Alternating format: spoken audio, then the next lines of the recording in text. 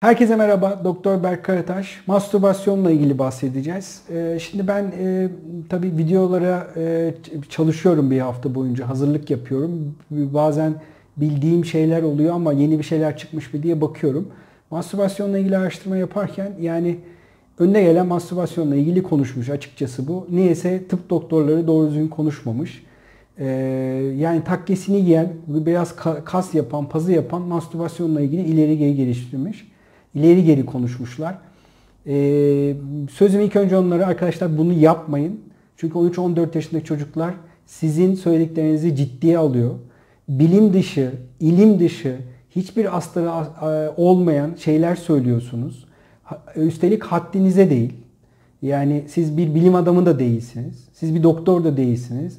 Hiçbir bilimsel veri de ortaya koymuyorsunuz ve söylüyorsunuz. İnsanlar, özellikle gençler bundan çok etkileniyor. Bunu yapmayın, ayıptır, günahtır. Şimdi mastürbasyon dediğimiz şey kişinin kendi kendine öz doyuma ulaşması. Bunu eliyle yapılabilir. İşte suni vajina, vibratörler vesaire kullanılabilir. Şimdi mastürbasyon yapılmalı mı yapılmaması sorusu değil de mastürbasyon eğer doğru yapılırsa cinsel gelişimin bir parçası. Tıbbi olarak bu böyle. Ama mastürbasyon yanlış yapılırsa o zaman ileride cinsel sorunlar çıkabilir. Bakın, cinsel sorunlar çıkabilir diyorum.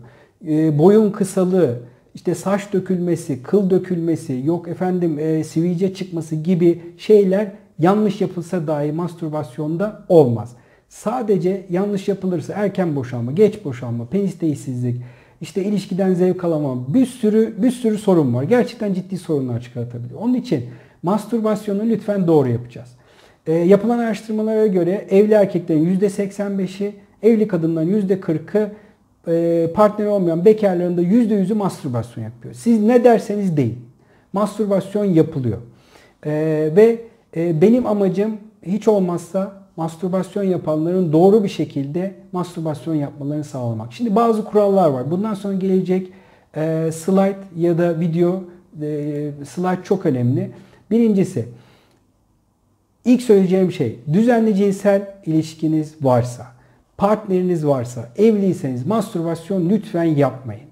Çünkü mastürbasyona yapacağınız enerjiyi eşinize aktarmanız gerekiyor. Doğrusu bu. Eğer bunu yapmazsanız bir gün kendinizi şu halde bulabilirsiniz. Haftada 2 defa mastürbasyon yapıp eşiyle ayda bir ilişkiye giren bir adam haline ya da bir kadın haline dönüşebilirsiniz. Bunu yapmayın. Çok elzem şartlarda partneri olanlar ve evliler mastürbasyon lütfen yapmasın. Bazı kurallar var. Bunu böyle kitabe gibi yazdım. Gerçekten bunlar çok önemli. Lütfen bunlara tek tek dinleyin. Ben açıklamaya çalışacağım. Video uzun sürebilir ama yine dedim. Birincisi, yaşınıza ve cinsel döngünüze uygun mastürbasyon. 50 yaşında bekarsanız 15 günde bir mastürbasyon yapmanız yeterli. Ama 13, 14, 15, 16, 20, 25 bekarsanız o zaman size uygun haftada bir ya da 2 defa mastürbasyonu yapmak uygundur. Bana sorular geliyor. 13 yaşında her gün mastürbasyon yapıyorum. Yapma. Olmaz. Her gün mastürbasyon diye bir şey yok. Günde 3 defa mastürbasyon diye bir şey yok. Günde 4 defa mastürbasyon diye bir şey yok. Haftada 1-2 defa yapın. Niye günde 3 defa yapıyorsunuz? Onu biraz sonra anlatacağım zaten.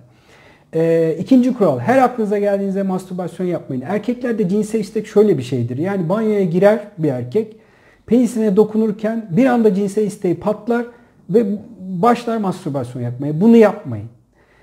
Bu gerçekten ciddi bir durum. İleride de her istediğinizde cinsel ilişkiye girme davranışı haline gelir. O zaman eşinizle gerçekten mutsuz olursunuz. Onun için her aklınıza geldiğinizde mastürbasyon yapmayın. Bir diğer durum, mastürbasyonunuzu planlayın ve hazırlayın. Bu ne demektir? Şimdi haftada 1 ya da 2 defa mastürbasyon yapacağız ya da 15 günde bir. Bunu önceden planlamamız lazım.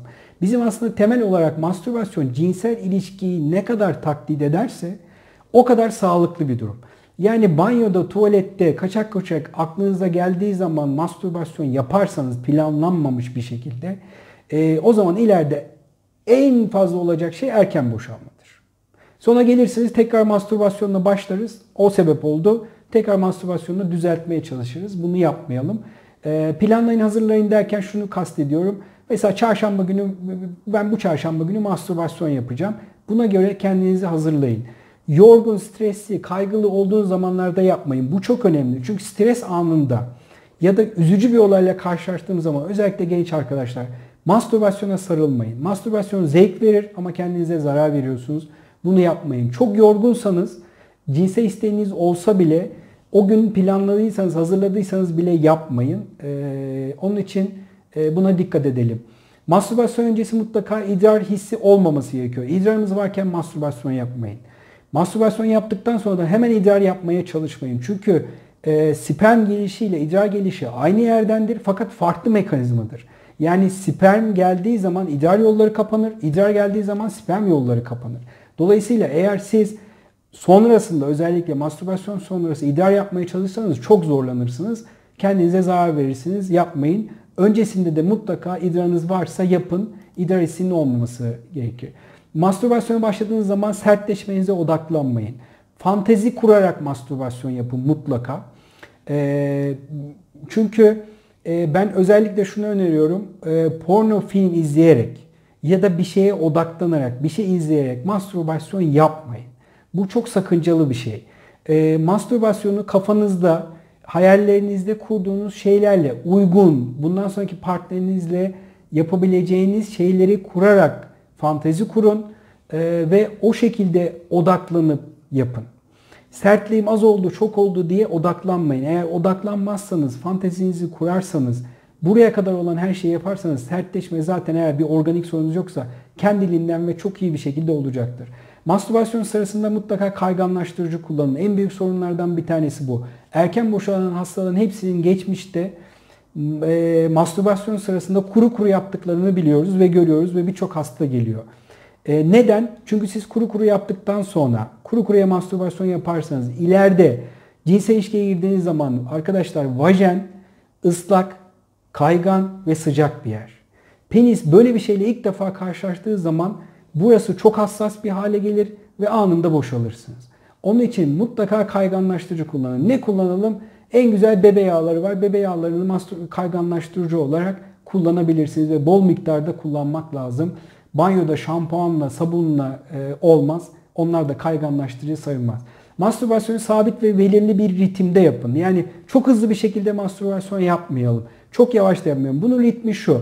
Normalde ilişki ritmi standart olarak şudur. İçeriye giriyoruz, çıkıyoruz. Giriyoruz, çıkıyoruz. Mastürbasyon bunun bir tık üstü olmalı. Gir, çık, gir, çık şeklinde. Bu da bizim için önemli ve sabit ritimde yapın. Yani çok yavaşlamayın, çok hızlanmayın. Çünkü ilişkide de bunu öneriyoruz zaten. Bir diğer durum boşalma hissi geldiğinizde hemen boşalmayın. Bakın dedim ki banyoda bunu yapmayın. Banyoda zaten kaçak göçek yaptığınız için boşalma hissiyatı gelince hemen boşalıyorsunuz. Bunu yapmayın. Boşalma hissi geldiğinde lütfen durun. Nasıl durun? Genellikle penisinizi ya oynama yani hafif dokunmalar şekilde devam edin. Yani o ritmi azaltın, çok azaltın. Ya da tamamen penisinizin köküne elinizi şu şekilde koyun ve sıkın. Şimdi isterdim ki buradan yapay bir penis göstereyim, onun üzerinden yapayım ama YouTube artı 18 koyuyor hemen yapay penise. Bunu özellikle gençlerin de izlemesini istediğim için bir kalemi penis olarak düşünebilirsiniz. Elinizi bu şekilde lütfen koyun ve burada fiziksel heyecanınızı yatıştırın. Yani nefes alıp verin, kaslarınızı gevşetin. Kendini tutmak, sıkmak diye bir deyim yoktur. Tam tersi kendinizi gevşetmeniz lazım. Nefesinizi alıp vermeniz lazım. Yani rahat olmanız lazım. Heyecanınızı düşürmeniz lazım. Heyecanınız düştü, boşalma hissiyatınız geçti. Tekrar başlayın. Ondan sonra bir daha durun. Bunu 4 kez tekrarlayın. 4 kez durup ondan sonra boşalın. Toplam 20 dakikaya geçiyorsa 4 kez beklemenize gerek yok. 2 kez de bekleseniz olur. Ama en az 20 dakika kadar mastürbasyon sürmeli. Boşaldıktan sonra 2-3 dakika bunu tabi söylemeyi unuttuk. Uzanarak ya da oturarak rahat bir şekilde yapmanız lazım mastürbasyonu. Boşaldıktan sonra 2-3 dakikada yatakta kalın. Bakın erkekler cinsel döngüsü gereği boşaldığı anda ortamdan uzaklaşmak ister. Dolayısıyla kadınlar bu durumdan çok şikayetçi. Siz mastürbasyonu hep bu şekilde yaparsanız ilişkide de bir an önce ortadan yani partnerin sizi öpmeye çalışırken teşekkür ederim demeye çalışırken siz ondan kaçmaya çalışırsınız. Bunu yapmayın. Boşaldıktan sonra 2-3 dakika yatakta kalın, sakin kalın ve ondan sonra kalkıp normal işlerinizi yapacaksanız yapın. Şimdi mastürbasyonla ilgili söyleyeceklerim benim bu kadar. Bu söylediklerimi lütfen düzgün bir şekilde uygulayın. YouTube'da ya da başka yerde doktor olmayanların söylediklerine de lütfen dikkat etmeyin. Teşekkür ederim.